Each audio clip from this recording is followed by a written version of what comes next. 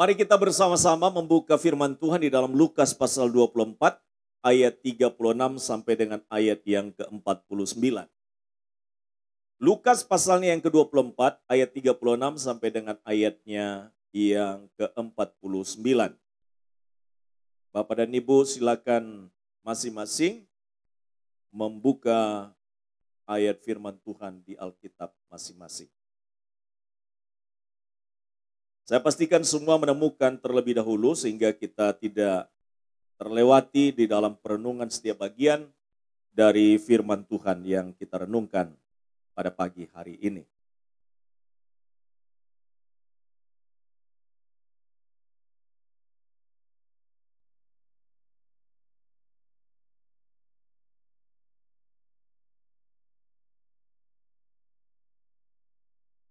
Bapak Ibu sudah menemukan bagian tersebut? Sudah menemukan? Katakan amin. Kalau sudah menemukan saya akan memulainya. Demikian firman Tuhan. Yesus menampakkan diri kepada semua murid. Dan sementara mereka bercakap-cakap tentang hal-hal itu, Yesus tiba-tiba berdiri di tengah-tengah mereka dan berkata kepada mereka, "Damai sejahtera bagi kamu." Mereka terkejut dan takut dan menyangka bahwa mereka melihat hantu. Akan tetapi ia berkata kepada mereka, "Mengapa kamu terkejut dan apa sebabnya timbul keraguan-raguan di dalam hati kamu? Lihatlah tanganku dan kakiku, aku sendirilah ini. Rabalah aku dan lihatlah, karena hantu tidak ada daging dan tulangnya, seperti yang kamu lihat ada padaku." Sambil berkata demikian, ia memperlihatkan tangan dan kakinya kepada mereka. Dan ketika mereka belum percaya karena girangnya dan masih heran, berkatalah ia kepada mereka, "Adakah kepadamu makanan di sini?" Lalu mereka memberikan kepadanya sepotong ikan goreng. Ia mengambilnya dan memakannya di depan mereka. Ia berkata kepada mereka, "Inilah perkataanku yang telah kukatakan kepadamu ketika aku masih bersama-sama dengan kamu, yakni bahwa harus digenapi semua yang ada tertulis tentang aku dalam kitab Taurat Musa dan kitab nabi-nabi dan kitab Mazmur." Lalu ia membuka pikiran mereka sehingga mereka mengerti kitab suci. Katanya kepada mereka, "Ada tertulis demikian, Mesias harus menderita dan bangkit dari antara orang mati pada hari yang ketiga. Dan lagi dalam namanya berita tentang pertobatan dan pengampunan dosa harus disampaikan kepada segala bangsa, mulai dari Yerusalem. Kamu adalah saksi dari semuanya ini, dan aku akan mengirim kepadamu apa yang dijanjikan Bapakku. Tetapi kamu harus tinggal di dalam kota ini, sampai kamu diperlengkapi dengan kekuasaan dari tempat tinggi." Amin. Bapak Ibu, pagi hari ini kita akan merenungkan firman ini di bawah tema seputar Yesus yang bangkit. Bapak Ibu Saudaraku, di dalam pertemuan-pertemuan ketika Yesus menampakkan diri dikatakan tidak utuh.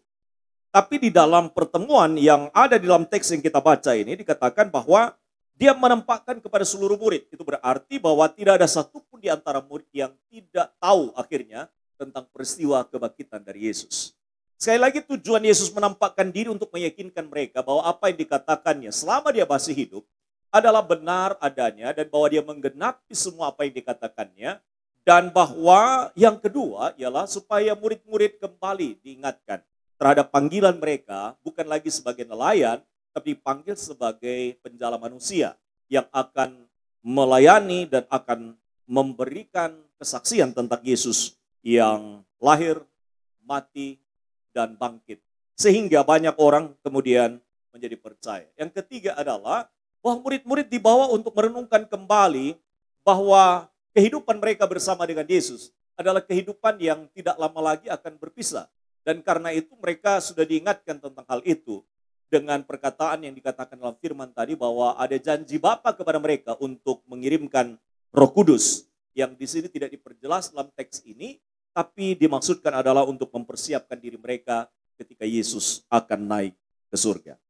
Nah, Bapak dan Ibu sekalian, di seputar Yesus yang bangkit, kita belajar kebenaran-kebenaran firman Allah. Yang pertama kita bisa lihat di ayat 36, dikatakan bahwa ketika mereka bercakap-cakap, Yesus tiba-tiba berdiri di tengah-tengah mereka, dan berkata kepada mereka, damai sejahtera bagi kamu. Nah, bagian yang pertama di seputar Yesus yang bangkit ini yang kita pelajari, Yesus adalah Allah yang maha hadir. Dia adalah Allah, pada hakikatnya dia adalah Allah. Dan karena itu dia tidak dibatasi oleh apapun ketika dia sudah bangkit. Ayat ini menunjukkan kepada kita bahwa Yesus adalah Allah yang maha hadir.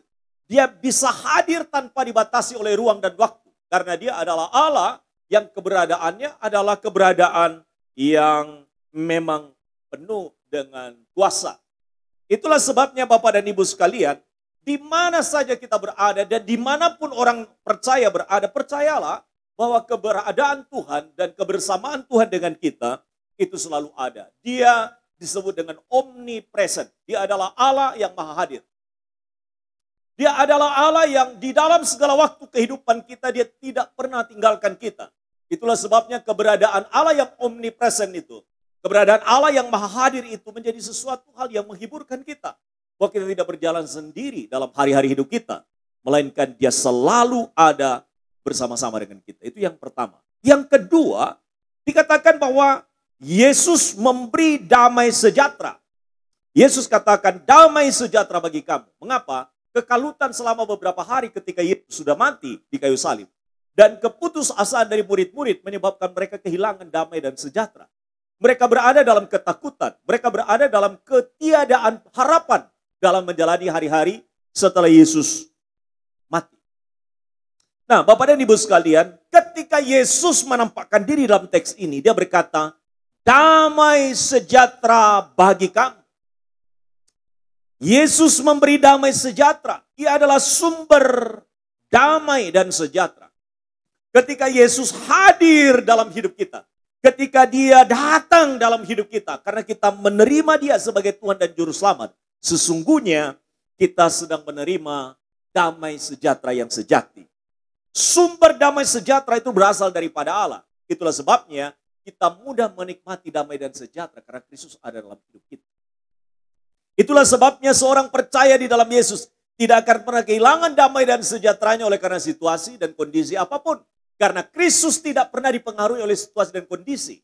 Tapi dia senantiasa menghadirkan kepada kita sejahtera di dalam batin, di dalam hati, dan di dalam jiwa kita. Karena itu apa yang dapat membuat hati kita kehilangan damai sejahtera? Dosa menyebabkan kita kehilangan damai sejahtera. Hubungan yang rusak di antara kita dengan sesama menyebabkan kita kehilangan damai sejahtera. Kehidupan kita yang tidak berjalan dalam kebenaran menyebabkan kita berjalan dalam ketidakadaan damai sejahtera. Dan meninggalkan Tuhan menyebabkan kita kehilangan harapan dan damai sejahtera dalam hidup. Itulah sebabnya maka Yesus datang berkata kepada mereka, damai sejahtera bagi kamu. Damai sejahtera bagi kamu. Damai sejahtera itu adalah bagian yang harus kita ambil.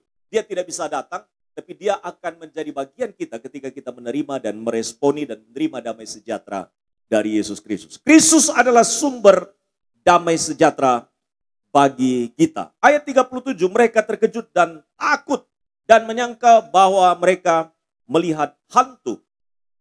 Akan tetapi ia berkata kepada mereka, mengapa kamu terkejut? Dan apa sebabnya timbul keraguan-raguan di dalam hati kamu?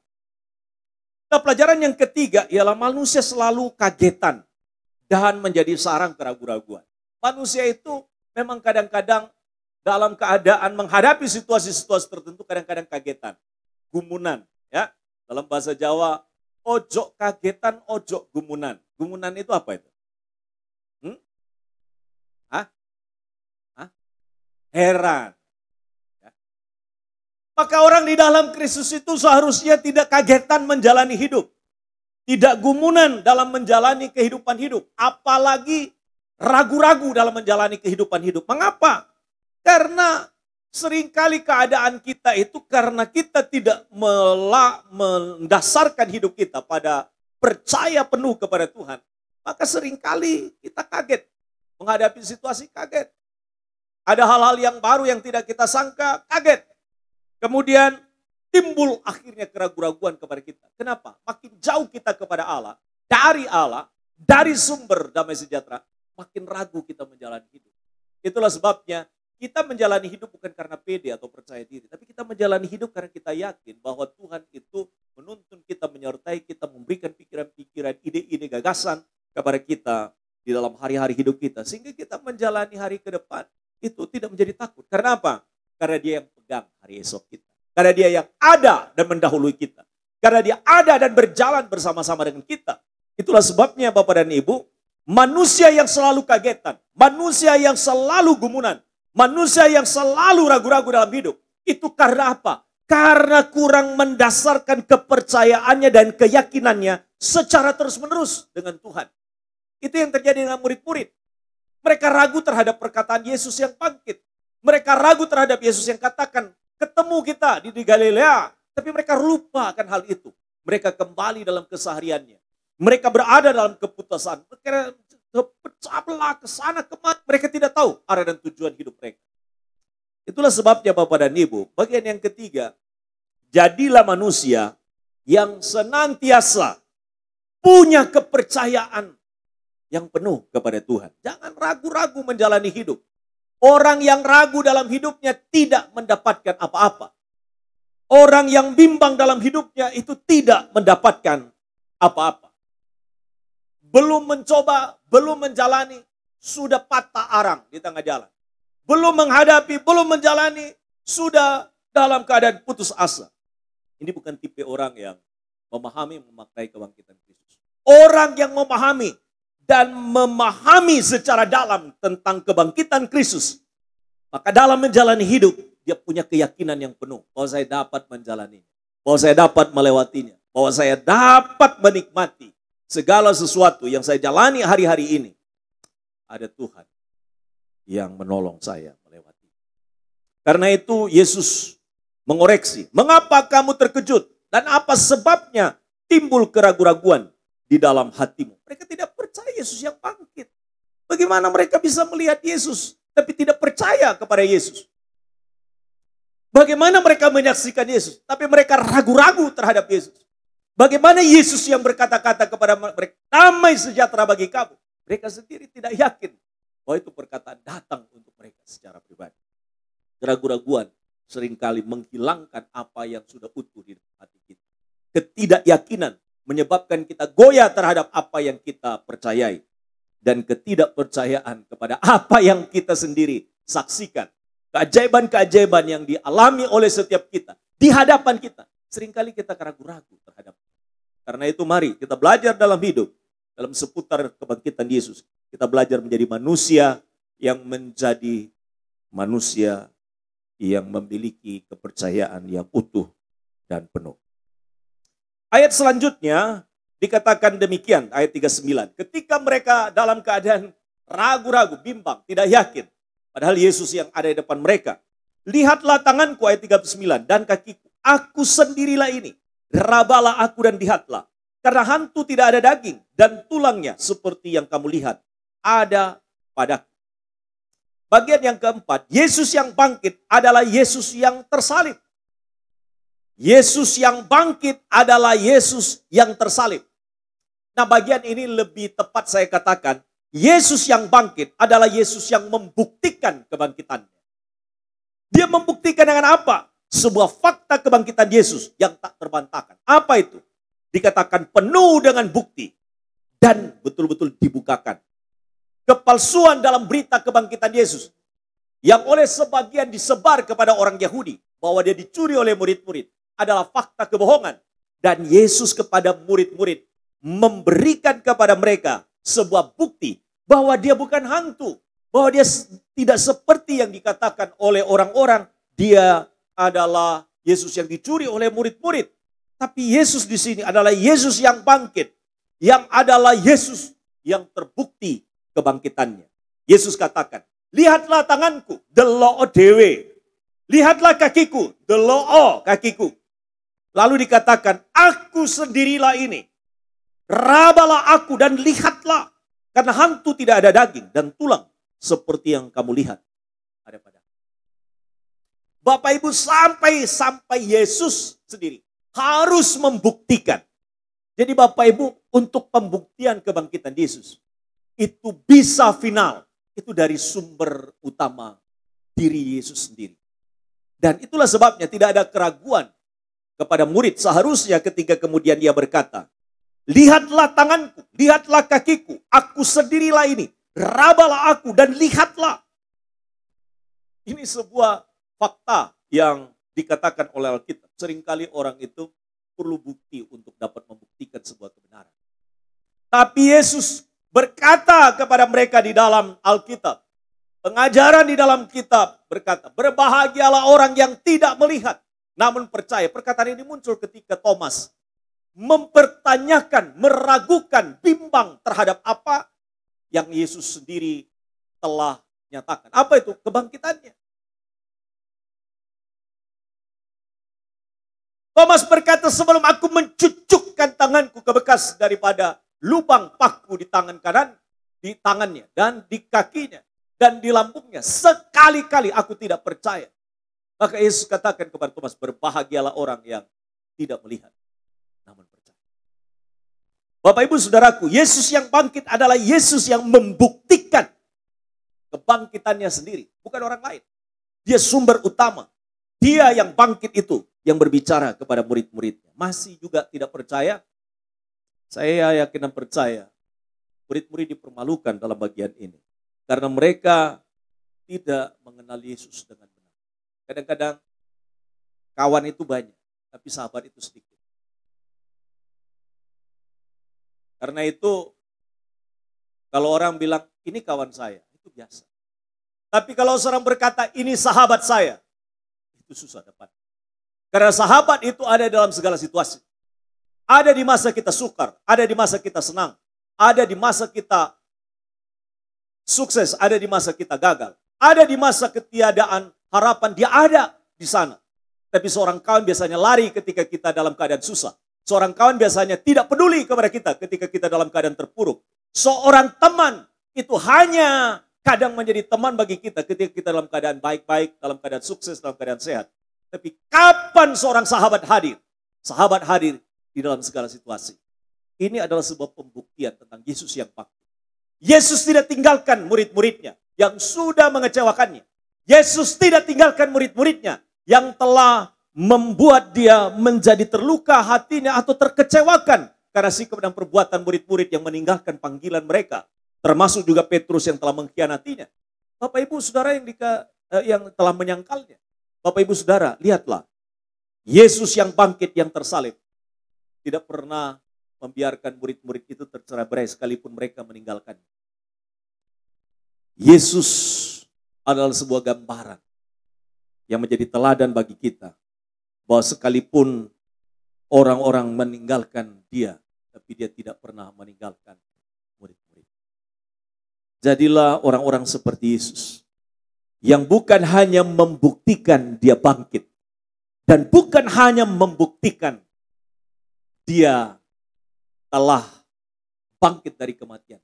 Melainkan dia membuktikan dirinya sebagai seorang yang setia.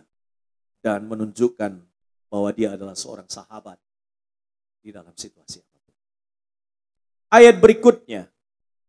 40 sambil berkata demikian, ia memperlihatkan tangan dan kakinya kepada mereka. Yesus sendiri menggelar bukti kebangkitan.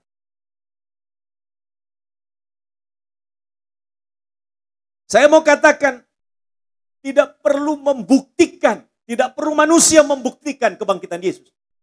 Karena dia sendiri yang membuktikan bahwa dia bangkit. Dia adalah sumber dari hidup. Dia menjadi sumber juga hidup bagi kita. Itu bagian yang keempat. Selanjutnya di dalam ayat yang ke-41.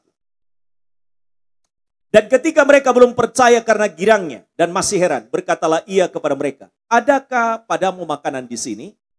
Lalu mereka memberikan kepadanya sepotong ikan goreng. Ia mengambilnya, memakannya di depan mata mereka. Keheranan dan kegirangan tidak membuktikan kepercayaan kita. Jadi kadang-kadang orang terheran-heran, orang terkagum-kagum. Belum tentu orang percaya. Kebangkitan Yesus itu membuat orang heran. Yesus yang tiba-tiba ada di tengah-tengah mereka membuat keterkejutan, mungkin juga kegirangan kepada mereka. Tapi itu tidak membuktikan bahwa mereka sungguh percaya. Kadang-kadang orang di dalam keadaan gembira belum tentu orang mengatakan bahwa dia dalam keadaan memang percaya kepada Tuhan. Kegembiraan sesaat seringkali membuat orang justru malah kadang-kadang kehilangan keyakinan dirinya yang sesungguhnya. Orang kadang-kadang baru percaya itu ketika melihat perkara-perkara ajaib. Tapi ketika melihat perkara-perkara yang sulit, kadang-kadang mereka tidak terheran-heran akan Tuhan. Justru dalam perkara-perkara yang sulit itu, dia justru membuktikan sebenarnya ada keberadaan Tuhan di situ. Kalau orang dalam keadaan senang, sukacita, dan lain sebagainya berkata, oh Tuhan baik, Tuhan ada besar, itu biasa. Tapi kalau di dalam keadaan kesulitan, dalam keadaan sulit, dalam keadaan susah, kita tetap percaya, itu justru kita membuktikan tentang kepercayaan kita kepada Tuhan. Keajaiban kebangkitannya dan kebangkitannya yang ajaib menjadikan kita mestinya semakin mantap dalam kepercayaan kepada Tuhan. Itu yang terjadi kepada murid-murid mestinya. Dan kita percaya juga bahwa kita dengan kebangkitan Yesus, kebangkitannya yang ajaib dan ajaibnya kebangkitannya, kiranya semakin memantapkan kita dalam kepercayaan kepada Dia. Yang kelima yang saya mau katakan adalah semakin kita mendalami dan memahami tentang makna kebangkitan Kristus, semakin kita mantap percaya.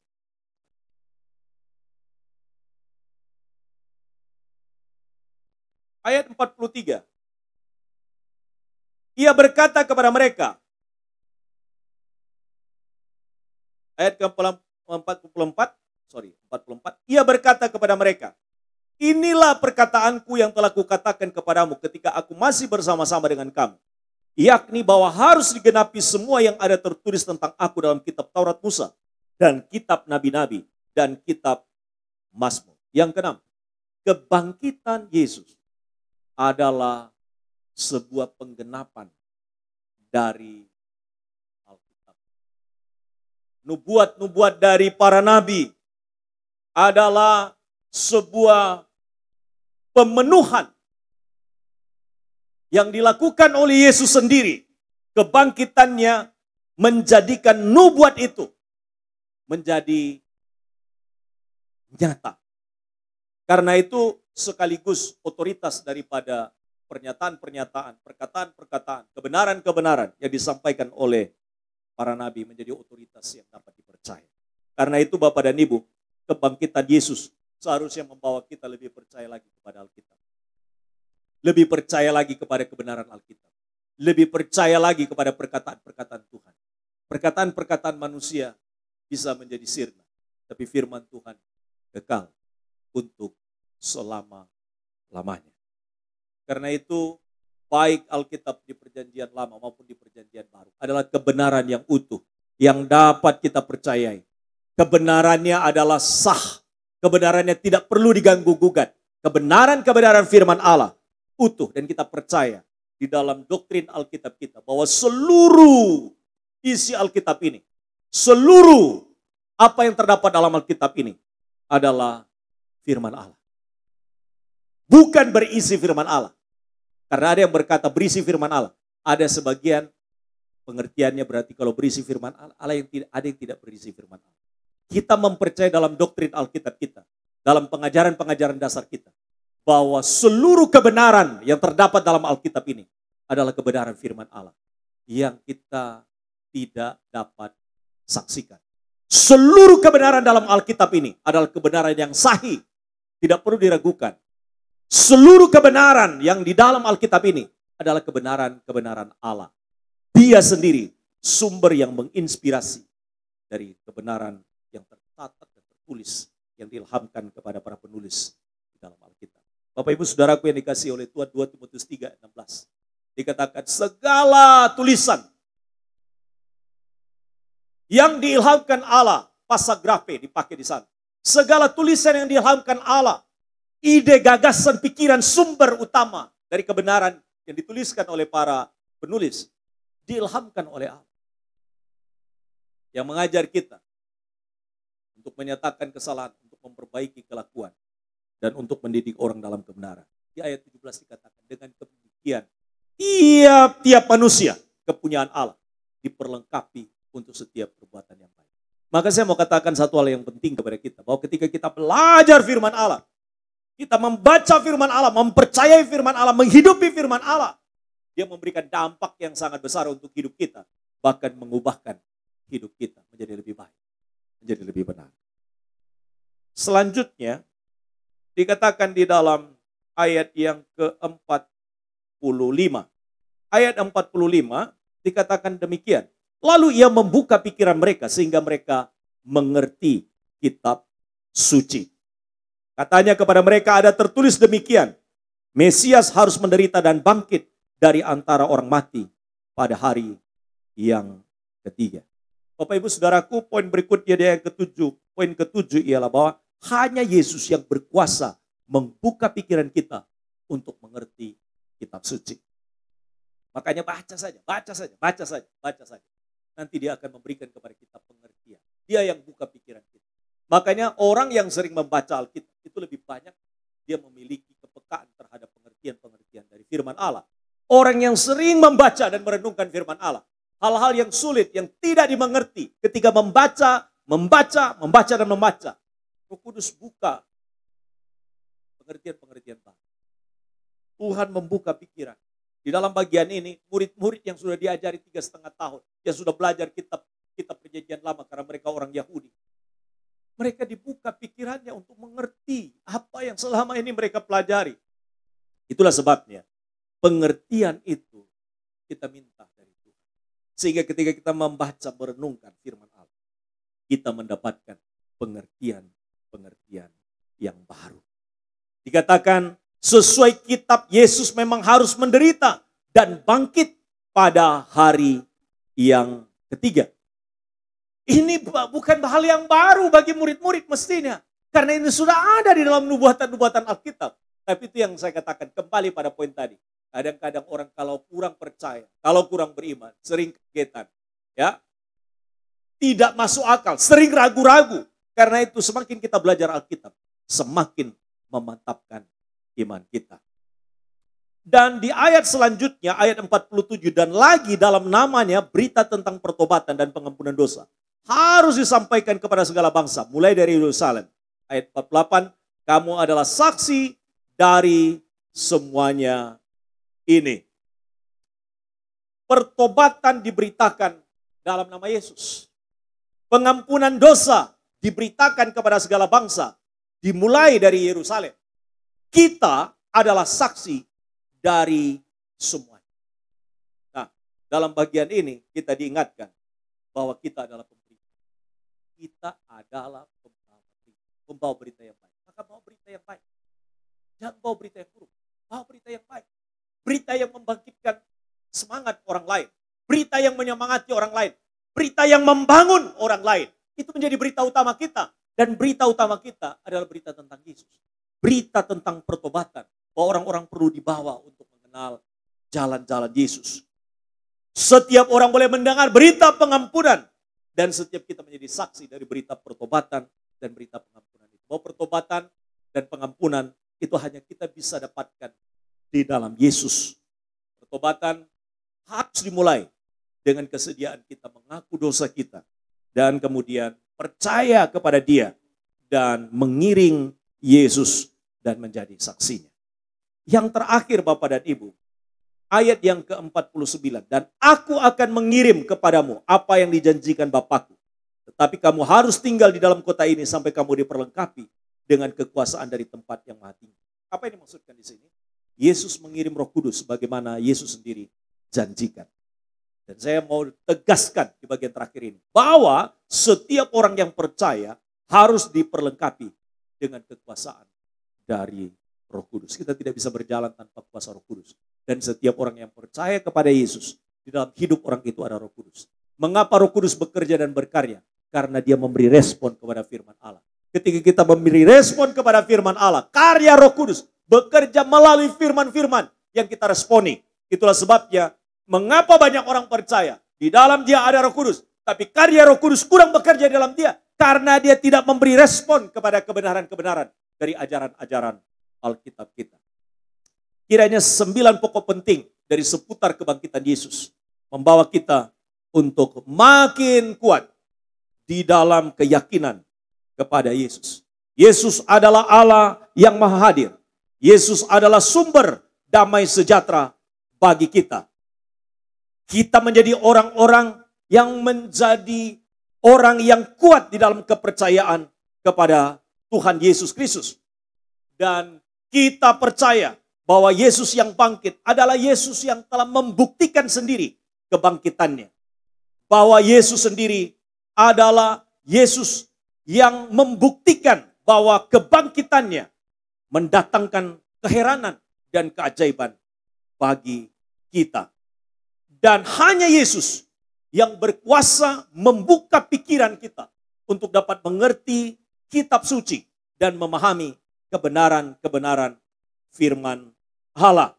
Dan bahwa kita adalah pemberita yang memberitakan tentang Yesus yang membawa setiap orang kepada pertobatan dan pengampunan dosa.